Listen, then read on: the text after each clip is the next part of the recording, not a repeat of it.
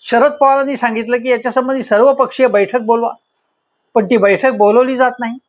आणि यापूर्वी ज्या ज्या बैठका झाल्या कोरोनाच्या वेळी किंवा चीनच्या वेळी किंवा अन्य वेळी 3-4 बैठका सर्वपक्षीय झाल्या, त्यावेळी पंतप्रधानच हजर नव्हते असं स्वतः शरद पवारांनी सांगितलेलं आहे. अगदी राज्यसभेत किंवा लोकसभेत चर्चेच्या वेळी अनेकदा पंतप्रधान हजरच नसतात. त्यामुळे तुम्ही विरोधकांना काही महत्त्व देणार नाही. तुम्हाला सांगतो, महाराष्ट्राचा आपण विचार करा.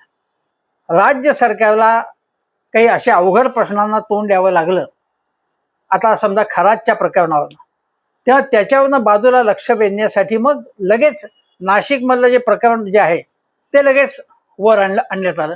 ही यांची स्ट्रॅटेजी आहे. देशाचं अर्थकारण, त्याचं व्यवस्थापन नीट केलं जात नाही.